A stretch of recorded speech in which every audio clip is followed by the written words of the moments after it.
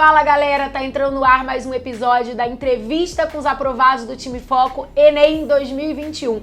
Na verdade, o episódio de hoje é luxo. O episódio de hoje é a ostentação do vestibulante de medicina brasileiro internacional. É a aprovação pelo Enem e na UERJ. Onde será que a entrevistada de hoje escolheu cursar medicina? Porque isso sim é aquela escolha que todo mundo na vida gostaria um dia de sofrer pra fazer. Será que eu vou pra UFRJ? Será que eu vou pra UERJ? Oh Deus, me ajuda que eu tô muito na dúvida. Vem descobrir comigo, daqui a pouquinho você vai conhecer a Júlia Marins. Fica comigo depois da vinheta.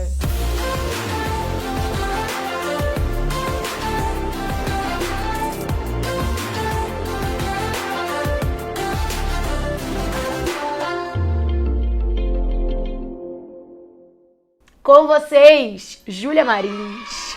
Oi, gente. Tchauzinho de mim, eu gostei. E aí, cara, como é que é esse negócio de aprovação dupla? Assim, como é que tá a pressão da família, da sociedade, vizinhos, opções de namorados? Porque tá muito cobiçada. Assim, tô tentando me acostumar ainda, entendeu, com essa vida. Mas tô muito feliz de poder estar nessa posição. Confesso que, no fundo, eu sempre pensei, tipo, cara, quando eu passar, eu vou arrebentar, entendeu? Eu tô sofrendo tanto que quando eu passar vai ser pra tudo. Vai ser pra tudo. Sério que você pensava isso? Naqueles colapsos, assim, que a gente tem de autoconfiança. Sei. Que Aquele momentos. Aquele meio segundo. Aí eu pensava, não, quando eu passar... Quando eu tinha a segunda reprovação do ano, né, que... Normalmente era o ERJ primeiro que já saía antes do resultado, aí não passava. Aí vinha o Enem, eu não passava também. Falava assim, tudo bem, porque quando passavam, ser as duas juntas, entendeu? Eu tinha um pouco isso, mas, assim, poucos momentos de autoconfiança. Eu sei bem, porque a realidade era muito mais, eu não vou passar, eu não vou conseguir. Mas tá bom, vamos começar logo de cara, resolvendo a polêmica. Onde, no final das contas, você escolheu cursar medicina? Escolhi o FRJ. A UERJ que lute, né, minha filha? Mas como é que foi baseada essa decisão? Agora é sério, porque vai ter o povo que vai pra treta. Ai, mas eu acho que você, no final das contas, o que pautou sua decisão? Na verdade, antigamente eu já pensava no FRJ como minha primeira opção. A UERJ estava entrando em greve, essas coisas assim, então, e também era prova discursiva, eu não confiava em mim pra isso. Então eu achava que o UERJ não era pra mim. Aí eu tendia mais pra FRJ. Só que quando eu conheci você, conheci o curso, e vocês trabalham tanto a UERJ, e tinha muita gente aprovada daqui na UERJ, eu comecei a ter outros olhos. E aí até recentemente eu fiquei um pouco na dúvida entre as duas. Mas, no fundo, tinha aquele negócio de FRJ, meus irmãos também estudaram no FRJ, então assim... A família, entendeu? O FRJ. E você já estava aprovada no UFRJ quando rolou o vestibular da UERJ. Tem até uma coisa engraçada que eu daqui a pouco queria que a gente falasse, que é você nem ia fazer a prova da UERJ, né? Teve um encontro ali meio casual, um incentivo a mais, e você acabou fazendo. Mas você já estava, assim, aprovado no UFRJ, estava tranquilo. Então já estava com essa ideia também mais encaminhada, né? E eu acho também o fato de eu já ter ter tido aula na UFRJ, aí quando saiu a aprovação na UERJ...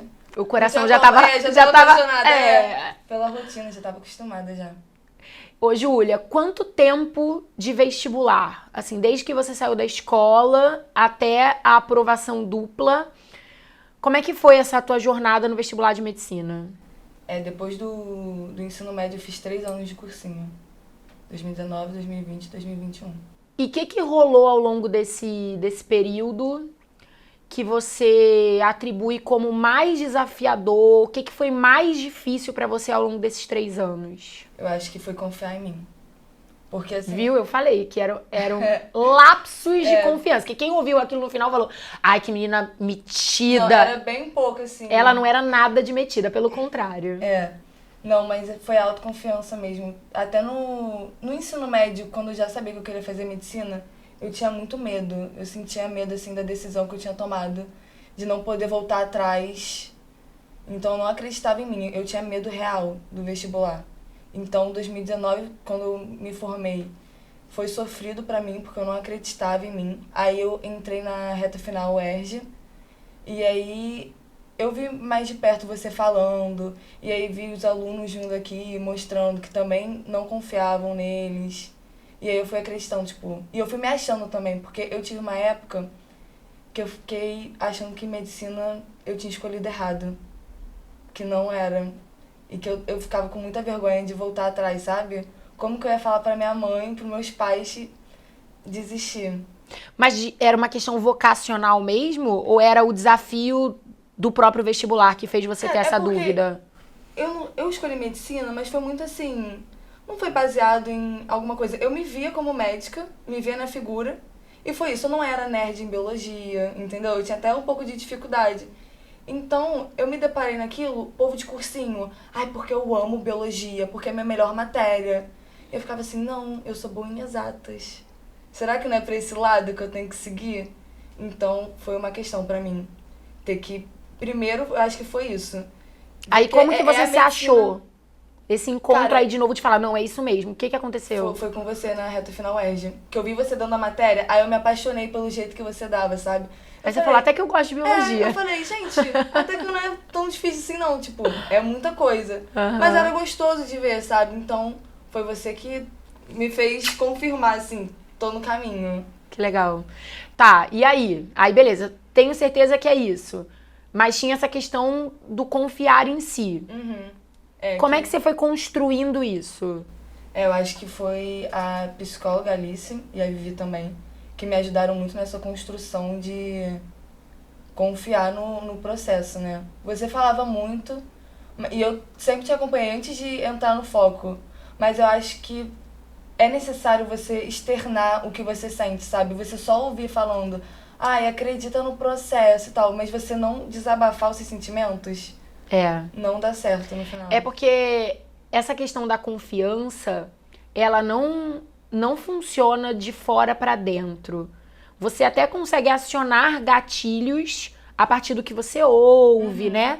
Mas é uma coisa que você resgata dentro de você.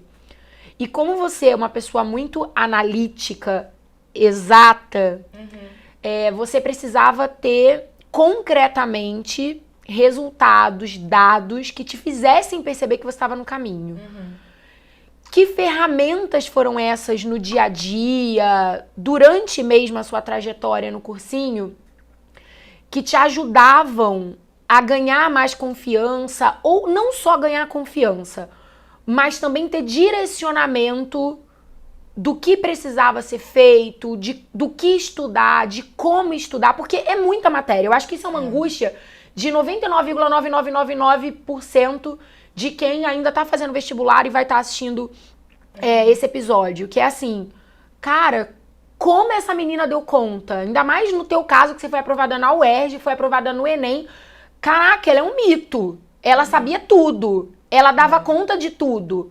E eu sei que não é verdade, e você sabe que também não é. Então, assim, que ferramentas eram essas no seu dia a dia que te permitiram ir caminhando com mais direção, ir analisando os seus resultados e trazendo para esse lado mais frio, mais racional, mais analítico, que, cara, eu tô no caminho.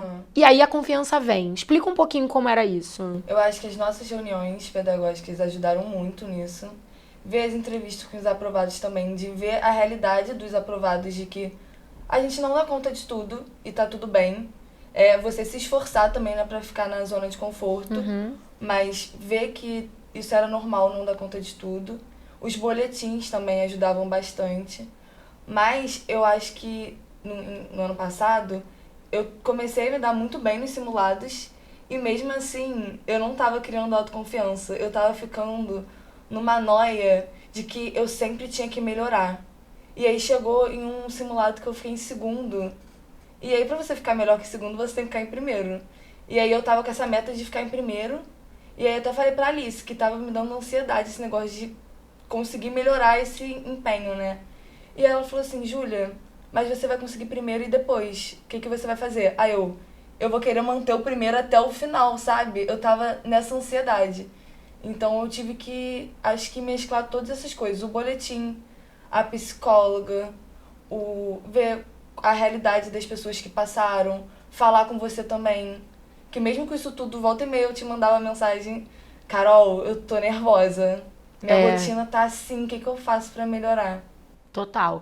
E quais foram os conteúdos ou as disciplinas que você teve que realmente se entregar mais, assim, quebrar algumas barreiras, tanto tecnicamente como talvez emocionalmente, para conseguir visualizar esses resultados aumentando? Eu acho que foi humanas em geral, que eu não tinha confiança em mim, porque na escola já não dava muita importância, sabe? Eu não tenho muita facilidade com humanas, então era um negócio puxado pra mim e que normalmente as pessoas vão bem. Sim. E física. Física também eu não gostava, e aí eu tive que dar um gás maior. E como é que foi esse gás? Agora é aquele momento, assim, que, mais uma vez, quem tá assistindo para tudo, né? Até solta o celular e olha e fala assim, cara, isso eu preciso ouvir. O que você fez pra sair de uma condição em que você era boa, mediana, pra uma condição em que realmente você conseguiu ter uma performance de conversão na prova em física, por exemplo? Eu tive orientação sua, especificamente pra física, mas eu pegava a matéria, tipo, a parte teórica e lia de verdade. Porque às vezes a gente acha que, física, eu não vou pegar a parte teórica, eu vou pros exercícios e tal. E às vezes você tem dificuldade de fazer o básico, de entender por que você tem que fazer aquela regra, de usar aquela fórmula.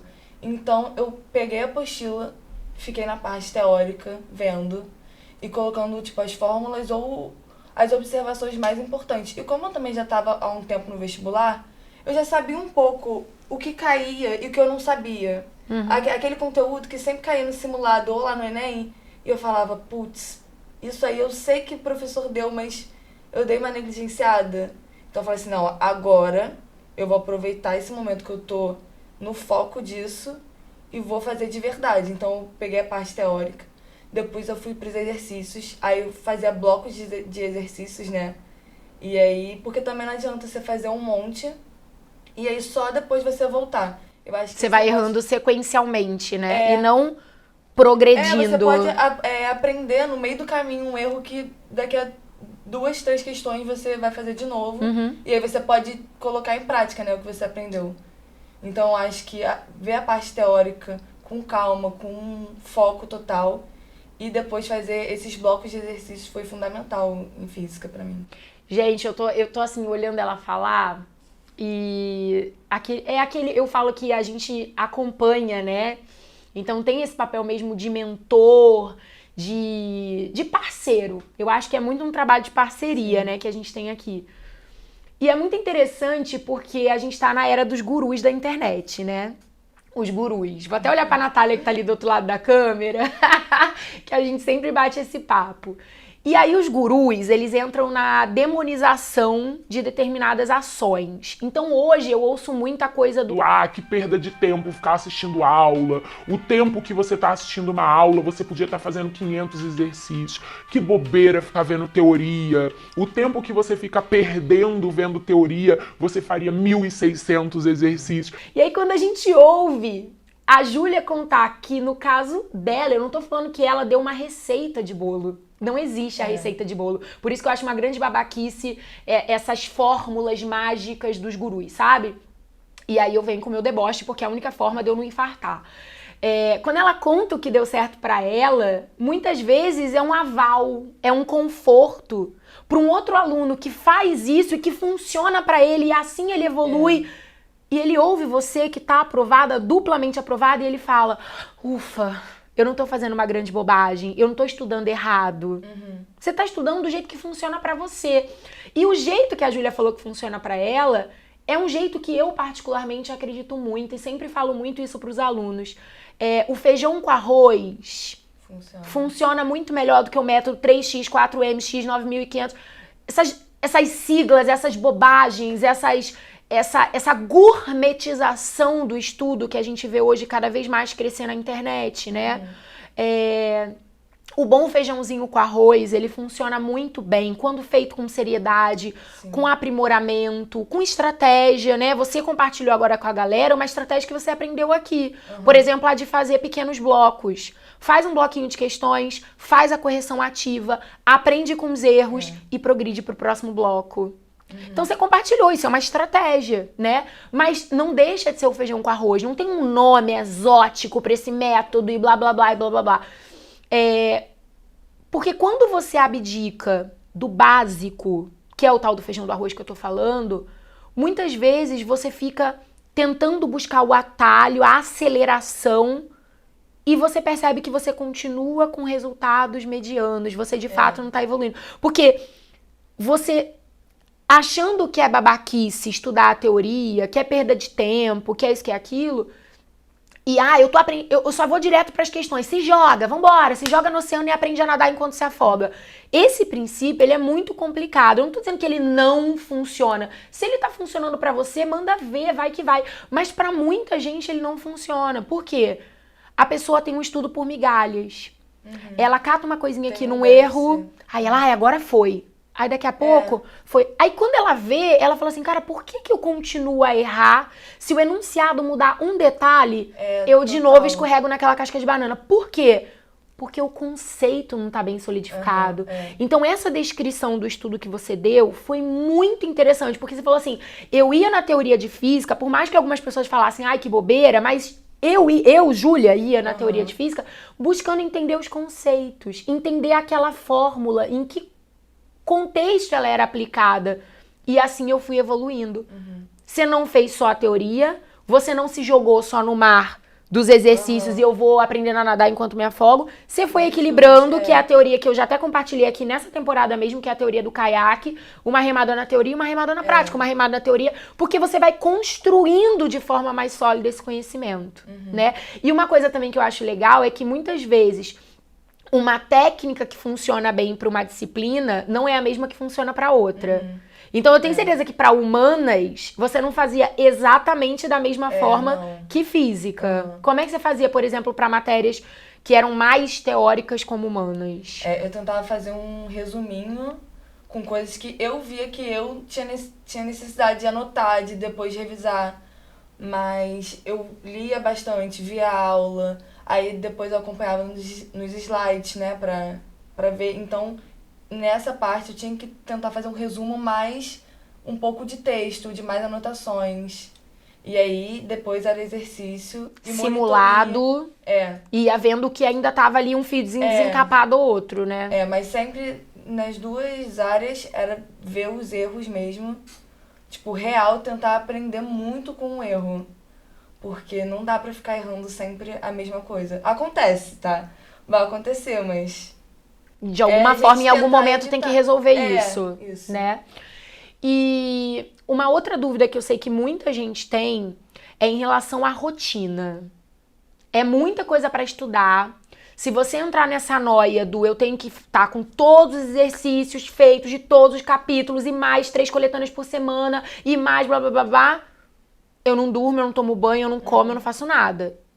Quer dizer, eu não faço nada, eu faço uma coisa, eu adoeço, desisto ou morro. Como é que você construiu uma rotina que fosse sustentável em termos de saúde, de qualidade de vida mesmo? Como é que você foi equilibrando esses pratinhos? A minha rotina ela foi mudando com o tempo, né? Porque eu acho também que cada época a gente tá numa fase. Então ela foi mudando. Mas a última rotina que eu tive, eu acordava às 6. Eu malhava em casa, porque aí já fazia atividade física, sabe? E aí já me dava um ânimo, uma acordada pra aula, assistia a aula. Mas eu tentava o máximo não atrasar na matéria. Mas como que eu não fazia isso? Matemática, por exemplo, que era uma matéria que eu tenho facilidade. Cara, eu não fazia todos os exercícios. Eu fazia o que dava pra fazer durante a aula, porque aí era um ganho de tempo. Mas não tinha como ficar fazendo, sei lá, 50 exercícios de matemática.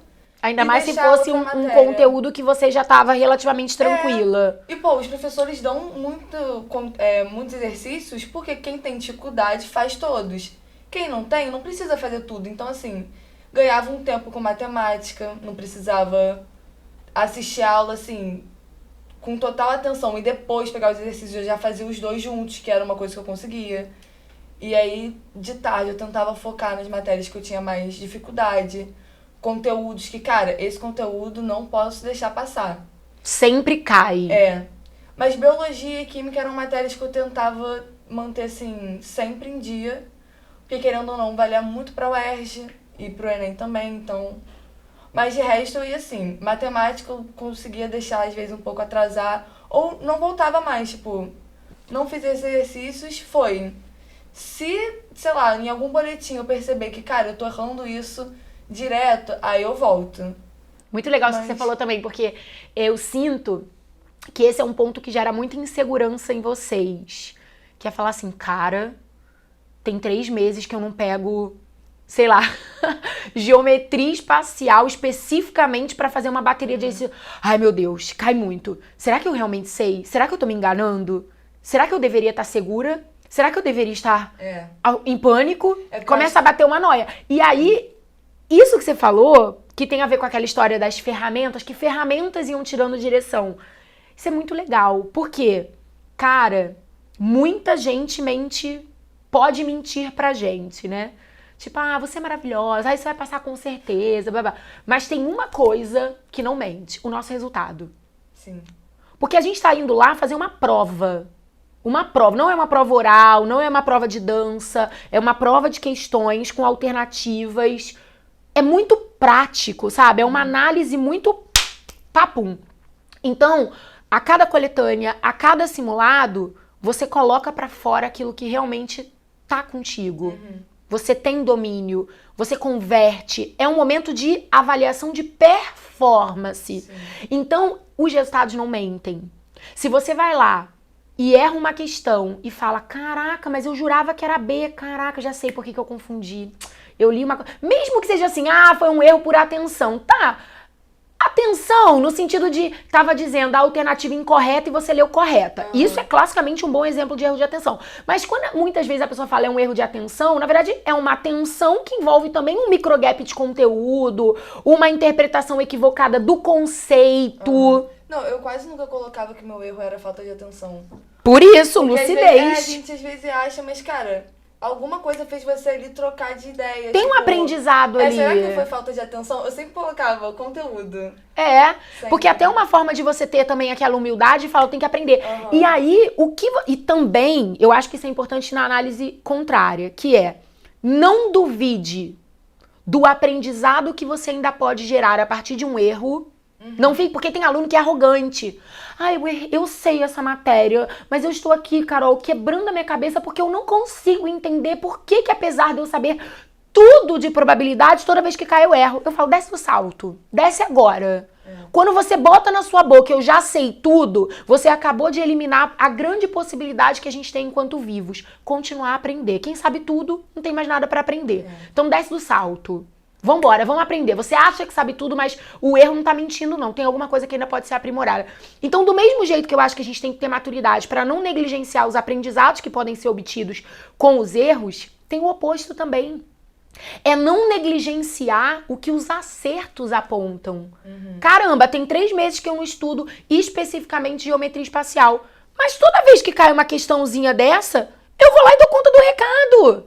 Mas eram questões fáceis. Não é assim que tá caindo? Então tá tudo bem. Mas essa parte a gente tem que trabalhar muito emocional, porque Sim. a gente tende a, quando a gente tá indo bem, a gente dá uma negativada nisso. É a depreciação, né? Isso eu tinha muito com você. Eu falava com você, né?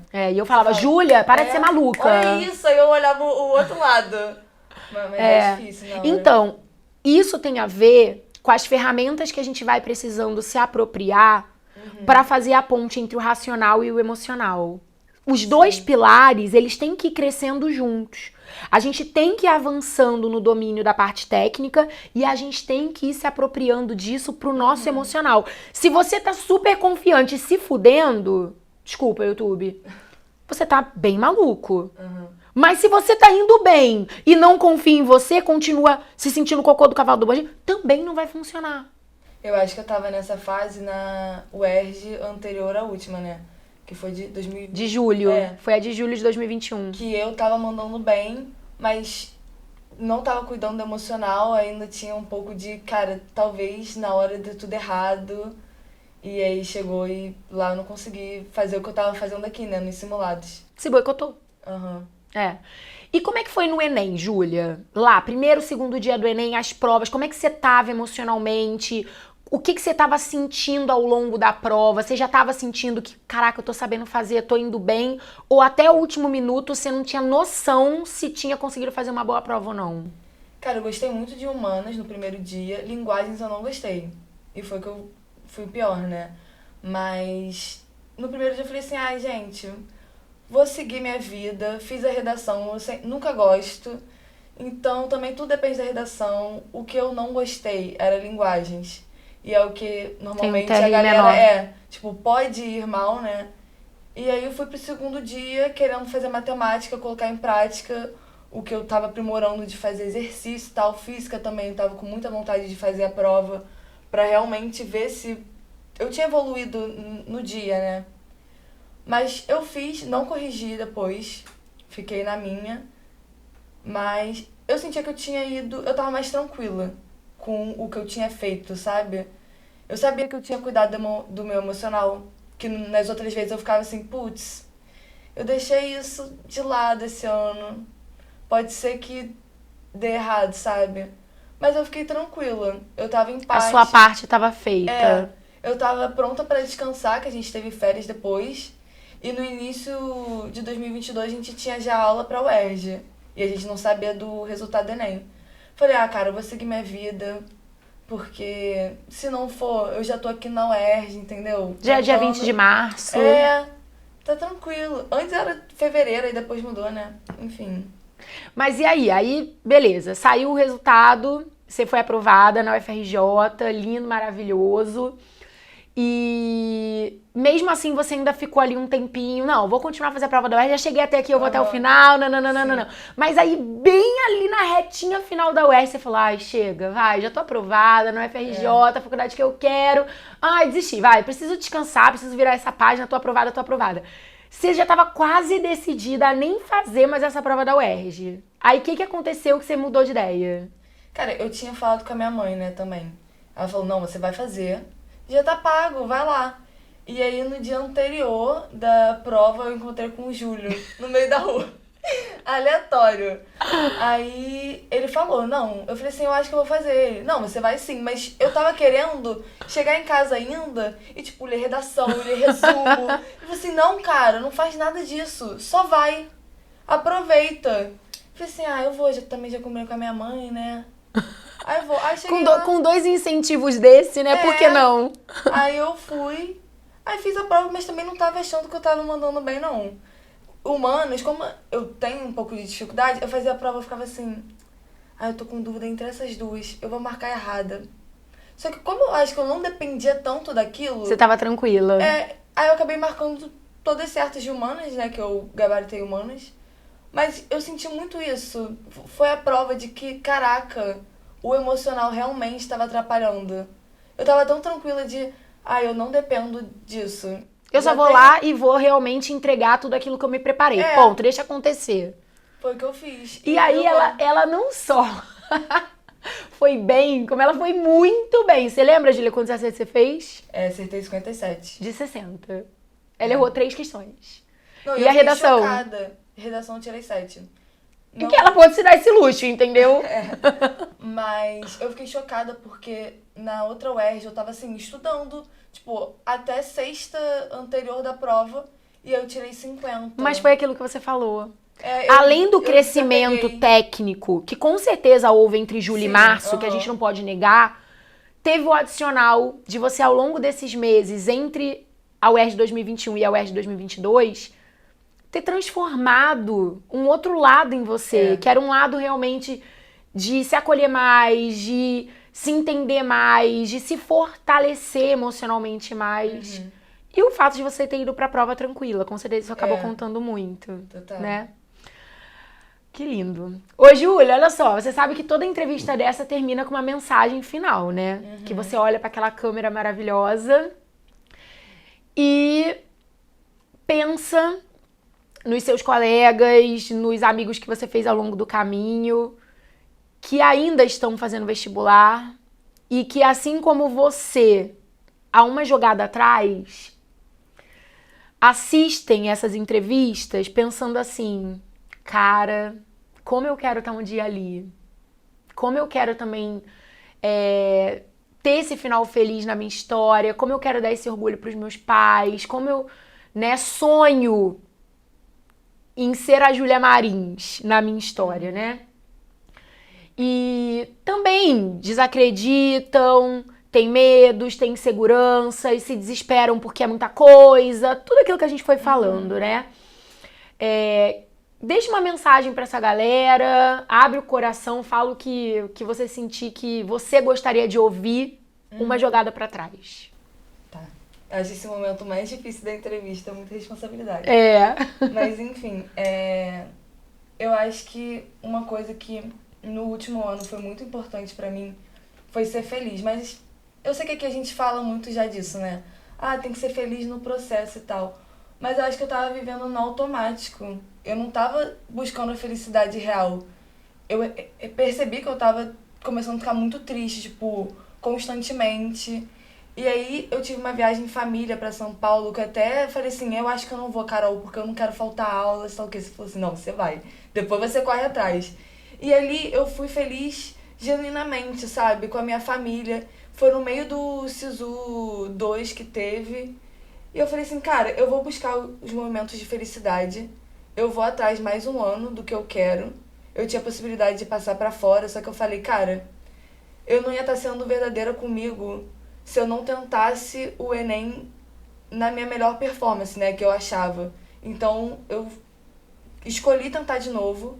E eu falei assim, não adianta eu escolher tentar de novo se eu não for feliz. E tudo bem não ser feliz o tempo todo, a gente não vai ser. Mas aquele momento que eu tô rindo, sei lá, com meus irmãos, é rir aquele momento, tipo, se apegar naquilo. Momento que você tá saindo com seus pais, cara, aproveitar aquilo de fato, sabe? Então, eu acho que se apegar nos momentos de felicidade, se dedicar àquele momento real, faz muita diferença no final. Porque a tristeza, ela vai vir. Ela vai te deixar pra baixo, mas você aproveitar também os momentos de felicidade, acho que foi essencial pra mim. E é isso. Sejam felizes. Mas isso que você falou tem tudo a ver. Tudo a ver e é algo que estava em mim há muito tempo. O quanto é importante, de fato, a gente ser feliz no caminho, essa vida que a gente está o tempo todo buscando a próxima meta e achando que a felicidade está sempre atrás da próxima porta. Ela é muito frustrante, né? Sim. Porque é como se a gente delegasse a nossa felicidade a um futuro que nunca chega. Eu só vou ser feliz depois que eu for aprovada no vestibular. Depois eu só vou ser feliz quando eu passar na prova da residência. Depois eu só vou ser feliz quando eu for médica. Depois eu só vou ser feliz quando eu assumir a direção do hospital. Depois eu só vou ser feliz quando eu tiver um filho. Depois eu só vou ser feliz quando o meu próximo casamento der certo. Depois eu só vou ser feliz... Mas deixa eu te contar uma história. Eu acho que eu não te contei isso ainda. Que eu passei, né? Descobri que eu tinha passado pro FRJ. No dia seguinte, eu tive uma crise de choro. E eu acho que é isso, assim... Como eu passei, eu achei que depois, todos os meus problemas... Eu não achei, não. Mas no fundo... Tá no subconsciente. No fundo você acha que tá tudo resolvido. E, cara, eu chorei muito. E aí minha família falou assim, cara, o que tá acontecendo? Você passou pro FRJ. E eu, ai não, porque eu acho que eu vou ficar sozinha lá e sei lá o quê.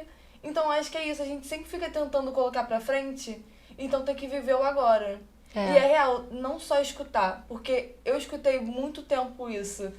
É interno, é aquilo que a gente falou. O de fora pra dentro consegue acionar alguns lugares, os gatilhos. Mas o despertar é de cada um no seu tempo. É dentro, não adianta. A gente tem que buscar mesmo, assim, de verdade. Não só ouvir. E eu tenho muita pena, sabe, Júlia? Essa semana, uma aluna conversou comigo, o quanto ela tá doente psicologicamente. Ela faz um determinado cursinho. Que os alunos são proibidos de namorar, os alunos têm que acordar todos os dias 4 horas da manhã. Assim, juro por Deus, gente, uma coisa doentia. A menina falou que a hora que o diretor do curso tá chegando, ela começa a se tremer, ela tem taquicardia, ela tá tendo febre emocional, que o lugar tem uma temperatura muito abaixo do normal, porque eles acreditam que criar desconforto nas pessoas aumenta a performance. Uma loucura! E a menina ia me relatando... E sabe quando você vai se envolvendo naquilo, que você vai quase somatizando? E eu fiquei muito triste, muito triste de verdade. Porque eu vejo o quanto a gente pode viver a vida sob a escolha do que você tá buscando. E tem muitas formas de vencer na vida, tem muitas formas de chegar, alcançar o sucesso, o final feliz, como cada um queira nomear. Só que se a gente escolhe o caminho pedregoso, o caminho de mais abdicação, de competição, de surra, de hipervalorização do sacrifício, do sofrimento, beleza! Tem quem vença a partir da escolha desse caminho. Mas quem vai ser essa pessoa no dia de subir ao pódio? Ela vai ser uma pessoa alegre? Ela vai ser uma pessoa que história de vida ela vai ter pra contar? Eu acho que são raros os casos de pessoas que se adoecem mesmo e conseguem no final. Mas não vale a pena. Era isso que eu ia falar. Tá bom, que várias consigam, mas o preço que você pagou, ele valeu? Esse tempo que você perdeu não volta. Entende? Então, assim, tirem da cabeça que enquanto vestibulandos, vocês estão pagando penitência, que vocês são menos, que vocês não têm valor, que vocês estão no limbo. A palavra limbo é uma palavra forte, né? Minha vida está em suspensão, parece que eu só vou voltar a viver depois que eu for aprovado, porque eu só estudo, porque eu só... Essa garota estava aqui me contando antes dessa entrevista começar, que ela tá no primeiro período de medicina na UFRJ, o sonho de todo mundo, nego mata e morre pra estar onde ela tá agora, e ela tava falando pra mim, Carol, eu tô estudando mais agora do que eu estudava na época do vestibular. Eu tenho que estudar todo dia. Beleza, tá estudando o que gosta, o que escolheu, na faculdade que quer, mas se é possível fazer disso um sofrimento? Eu tenho certeza que pra muita gente também é. Porque as pessoas, né, se apegam na coisa. Então, não é só sobre ser aprovado, não é só sobre atingir o sucesso. É sobre ser feliz, sim. Porque essa vida é uma só. Tomara que existam outras, mas como no momento a gente só tem essa pra viver, o que a Júlia falou é muito importante. Seja feliz. Se for possível escolher, seja feliz. E não confunda dor com sofrimento. Porque dor, sabe aquela dor muscular? De abrir as asas, de colocar um novo músculo em movimento. Essa dor faz parte do crescimento. Tenho certeza que quando a Júlia ia estudar física, doía. Era desconfortável, era incômodo. Mas não precisa ser sofrido. Porque sofrimento é uma associação que a gente faz a partir daquela dor. O que aquela dor me causa? Se ela tá te causando sofrimento, tem alguma coisa muito errada aí. Então pensa sobre isso, reflete sobre isso. E eu tenho certeza que esse episódio vai dar um clique ali na cabeça de muita gente. E apesar de eu ter brincado no início, né, que isso é ostentação, a ideia não é ostentar. Esse é o 16º episódio só dessa temporada. Dá um trabalhão gravar esses episódios. Tem que combinar o horário. Júlia veio, se maquiou toda, trouxe mãe, trouxe irmã. Tem as meninas que estão ali nos bastidores gravando. Hoje a câmera sacaneou a gente, não queria gravar. Mas a gente faz com muito carinho. Eu sei que a Júlia veio também com muito carinho. Porque contar a história dela é algo que vai deixar um símbolo, uma marca muito importante pra ela, pra família dela, pros filhos dela. Olha eles assistindo o YouTube aí daqui a 20 anos, que beleza, ó. Mas também contribui muito pra sua vida. Eu tenho certeza que vários episódios que a Júlia assistiu contribuíram para que hoje ela estivesse aqui. E esse é um ciclo. Cada temporada eu enxergo como um ciclo de perpetuação de histórias de sucesso, de histórias de gente de carne e osso. E se a gente puder contribuir com mais uma história a partir de cada episódio, nossa, já vai ter valido a pena pra caramba, né?